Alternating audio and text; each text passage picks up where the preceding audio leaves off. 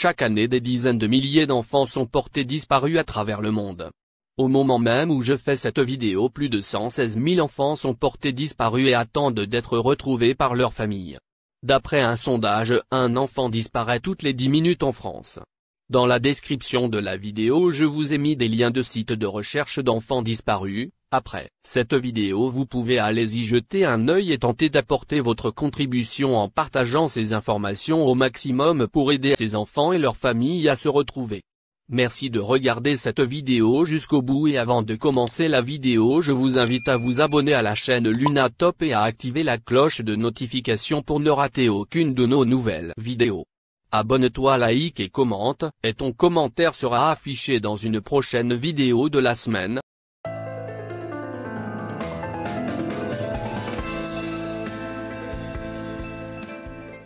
Numéro 1, un enfant enlevé par son propre père. Le petit Vicente Lopez, 5 ans et demi, était recherché par toutes les polices et gendarmeries de France. Enlevé par son père le 29 mars 2017 sur un campement de gens du voyage, près de Clermont-Ferrand, il a été retrouvé près de Toulouse, Haute-Garonne, un vendredi soir, vers 21 h. Les investigations ont été très difficiles, a précisé Laure Luger, procureure adjointe de Clermont-Ferrand, lors d'une conférence de presse à la mi-journée. Nous avions affaire à un homme très itinérant, méfiant et changeant souvent de portable, de lieu de résidence et même de véhicule. C'est finalement au terme d'une filature étroite que le véhicule de Jason Lopez a été identifié, puis localisé, alors qu'il s'était arrêté dans un commerce. Il n'a fait aucune difficulté pour se rendre, poursuit le parquet. Il n'y a pas eu de blessés. L'enfant est a priori en bonne santé. Il doit être examiné aujourd'hui par un médecin, avant d'être rapidement rendu à sa mère dans les heures à venir.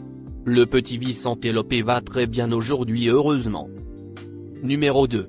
Maria, la petite fille trouvée dans un camp de Rome, n'est pas une enfant disparue en Grèce. L'histoire de la petite Maria est incroyable, elle a malheureusement disparu. Sans que aucun avis de recherche ne soit lancé, Maria n'est inscrite dans aucun fichier d'enfants disparus. En tout cas pas en Grèce, rapporte 20 minutes, où le chef de la police pour la région de Thessalie a indiqué à la presse: jusqu'à maintenant nous n'avons reçu aucune déclaration de disparition d'un enfant de cet âge en Grèce. La photo de la petite Maria, cette fillette retrouvée le 16 octobre dans un camp de Rome en Grèce, a fait le tour de la planète. Blondinette aux yeux verts et à la peau claire au milieu de ses frères et sœurs bruns et mat de peau, elle a attiré l'attention des policiers venus perquisitionner le camp à la recherche de drogue et d'armes. Des tests ADN ont révélé qu'il n'existait aucun lien de parenté entre la petite fille et ses parents supposés. Il arrive que dans certains cas des disparitions d'enfants ne soient pas répertoriées. Lorsque des parents constatent que leur enfant a disparu, ils le déclarent à la police, qui décide ensuite d'inscrire ou non la personne sur le fichier des enfants disparus. Les officiers de police peuvent estimer que le cas qui leur est présenté n'a pas sa place dans le fichier officiel. Il y a par exemple cette maman qui nous a contactés. Sa fille en est à sa 9e fugue. Elle est allée voir la police qui n'a pas voulu prendre la déclaration de disparition, justement parce que c'était la 9e fois, raconte la porte-parole de l'association. Mais pour Maria, ce n'est pas le cas. Sur l'avis de recherche lancé par Interpol, il est écrit « Cherche parents, enfants trouvés ». Un couple d'Américains, dont la petite fille Lisa avait été enlevée il y a 2 ans, a demandé au FBI de contacter les autorités grecques, pensant que Maria pourrait être leur enfant, rapporte Direct Matin. Aucune piste n'est laissée au hasard, même si la petite Lisa aurait un peu moins de 3 ans aujourd'hui et que Maria serait a priori plus âgée, 5 ou 6 ans selon les analyses dentaires. Une affaire similaire à celle de la fillette trouvée en Grèce, avait été signalée en Irlande, il y a 2 jours. Une petite fille blonde avait été enlevée d'un camp de Rome par la police, sous prétexte qu'elle ne ressemblait pas à ses parents supposés, explique CNN. Mais contrairement au cas de Marie, le test ADN a révélé que les adultes étaient bel et bien les parents de la fillette.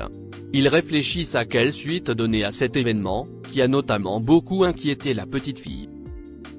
Numéro 3. Une femme a retrouvé son fils disparu depuis 7 ans grâce à Facebook. En 2009, Mostafa, 6 ans, a accompagné sa mère lors d'une visite à sa sœur au Caire.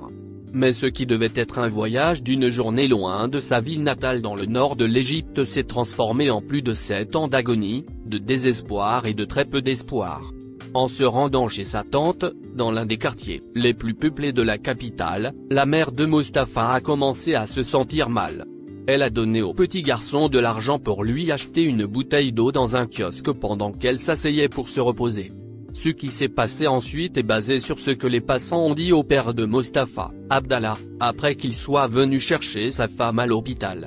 Abdallah, un comptable à la retraite, dit avoir reçu un appel téléphonique lui annonçant que sa femme avait perdu connaissance. Il s'est précipité à la clinique, à 3 heures de route, pour être avec sa femme et son fils. Sa femme était là, mais il n'y avait pas de garçon. Aucun enfant n'était avec elle lorsqu'elle a été admise, lui a-t-on dit.